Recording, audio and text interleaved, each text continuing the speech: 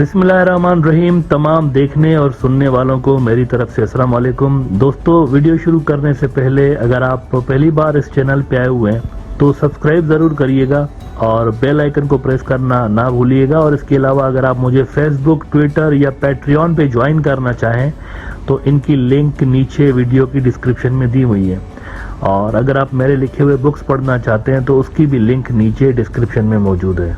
Indian रियासत मणिपुर के अंदर जो सिविल वॉर 4 महीने पहले शुरू हुई वो अब तक जारी है और अभी तक वहां पर मार कुटाई और लड़ाई में किसी किस्म का कोई ठहराव होता हुआ नजर नहीं आया, बल्कि उल्टा ये जो गेम है ये मजीद पेचीदा होती जा रही है, कॉम्प्लेक्स होती जा रही है। फोर्सेस आपस में लड़ रही हैं और इथनिसिटी की बुनियाद पे पुलिस के अंदर डिवीजन पड़ गई है। एक पूरा का पूरा लॉ एंड ऑर्डर का ब्रेकडाउन हो गया है सिस्टम के अंदर, वहां सोसाइटी के अंदर, और सबकी जिम्मेवार जाहिर है बीजेपी है। अब बीजेपी वाले चुप हैं इस पे। आपको मोदी साहब भी चुप बिल्कुल नजर आते हैं। ज्यादा लंबे चौड़े भाषण मणिपुर पे उन्होंने दिए ही नहीं, जिसपे उनके बारे में ना सिर्फ उनकी अपने लोग क्रिटिसाइज कर रहे होते हैं बल्कि यूरोपियन यूनियन, अमेरिकन तक बोल चुके हैं मणिपुर के हवाले से, लेकिन मोदी चुप रहा है।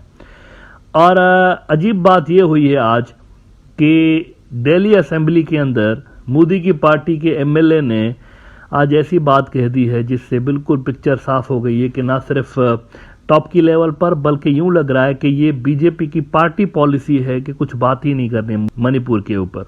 बीजेपी के एमएलए हैं मोहन सिंह बिशत। इन्होंने जनाब कहा है कि मणिपुर जो है ना, इट डज नॉट मैटर, वहां पर मार कुटाई हो, लड़ते कुछ खैर है, कोई फर्क नहीं पड़ता इससे। एक तरह से उन्होंने यूं समझे कि मणिपुर को इंडिया के ही नक्शे से आउट कर दिया है कि वहां पर जो मरते रहे, कुछ भी होता रहे, डजेंट मैटर, होता रहे, कोई फर्क नहीं पड़ता। एनडीटीवी ने खबर लगाई है कि Manipur does not matter, chaos in Delhi assembly over BJP MLA remark.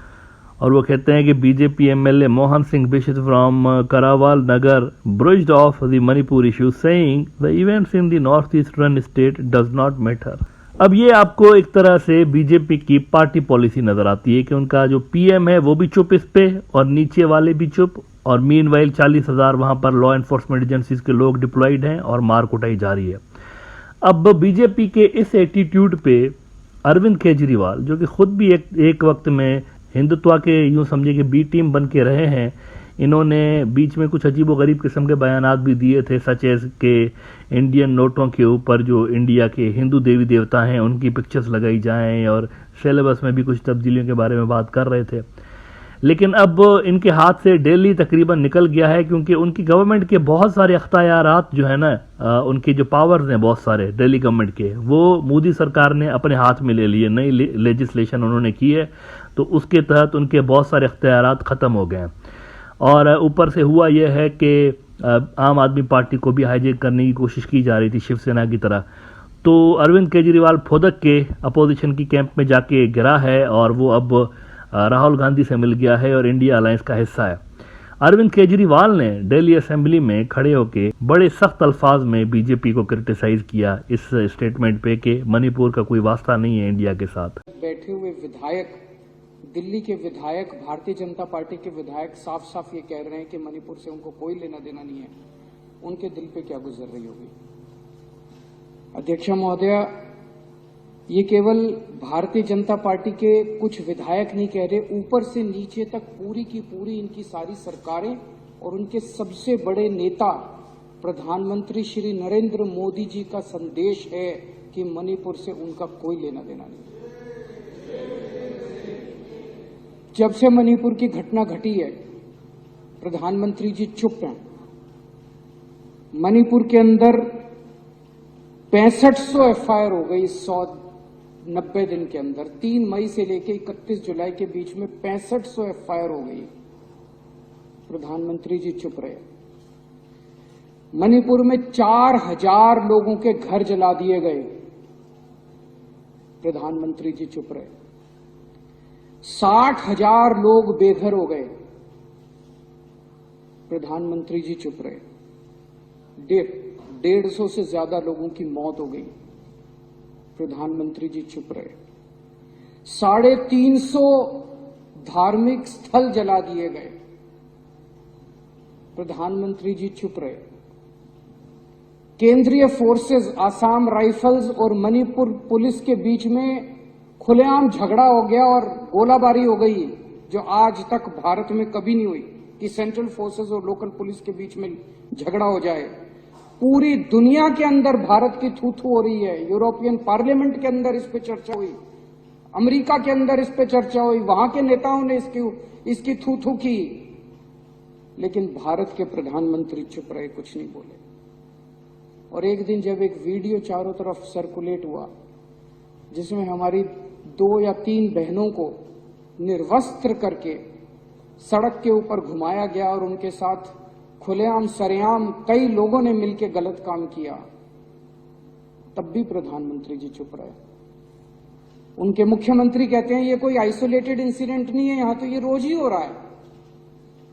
मैं ये पूछना चाहता हूं कि एक देश का प्रधानमंत्री एक पिता के समान होता है सबके लिए।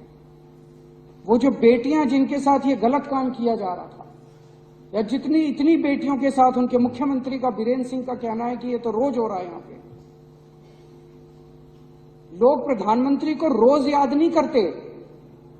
आज मेरे घर में सब्जी नहीं बनी, घर में पानी नहीं आ रहा, तो लोग प्रधानमंत्री को याद नहीं करते। प्रधानमंत्री को याद तब करते हैं जब सारे सिस्टम फेल हो जाते हैं, तब आदमी याद करता है यार मेरा प्रधानमंत्री मेरे को बचाएगा। उन महिलाओं के लिए तो सब कुछ फेल हो गया था जिनको निर्वस्त्र करके वहां पे खुलेआम सड़कों पे घुमाया गया और खुलेआम उनके साथ गलत काम किया गया। वो तो बेटियां हैं हमारे देश की, वो तो प्रधानमंत्री जी की उम्र के हिसाब से वो तो उनके पिता समान है। पोजीशन के हिसाब से भी, उम्र के हिसाब से भी प्रधानमंत्री तो उनके पिता समान है। और जिस दिन अगर बेटियों की सरेआम इज्जत लुट रही है और बाप कहे कि मेरा इससे कोई लेना देना नहीं है, तो बेटियां कहाँ जाएंगी? बाप अगर ऐसे मौके पे मुंह मोड़ ले तो बेटियां कहाँ जाएंगी? अब देखें, ये बड़ी खतरनाक सूरत हाल है कि हुक्मरान पार्टी कह रही है कि वहां लोग मरते हैं तो मरने दो, दुकानें जलती है। वो नायक फिल्म का डायलॉग है ना, दुकानें जलती हैं तो जलने दो, किसी पे कुछ भी नहीं करना आपने। इसी तरह का डायलॉग आपको नीचे की लेवल से लेकर ऊपर की लेवल तक जो बीजेपी पार्टी के ऑफिस होल्डर्स हैं वो देते हुए नजर आ रहे हैं। लेकिन इससे मामलात मजीद खराब हो रहे हैं। रिसेंट जो वीडियो सरफेस हुई है मणिपुर से, उसमें देखा जा सकता है कि जो कुकी मिलिटेंट्स हैं वो बड़ा वेल ट्रेंड और जदीद तरीन असले के साथ नजर आ रहे हैं और वो पहाड़ों से नीचे उतरते हुए उनको देखा जा सकता है। ये जरा वीडियो देखिए इनके जरा वेपन्स देखिएगा, लेवल चेक करिए वेपन्स की, बिल्कुल लेटेस्ट वेपन्स उनके नजर आ रहे हैं। और अभी तक इंडियन एजेंसीज ये पता नहीं लगा पाई कि ये वेपन्स इनके पास किधर से आए हैं, म्यांमार के रास्ते से आए हैं, किसी और जगह से आए, कहां से आए हैं।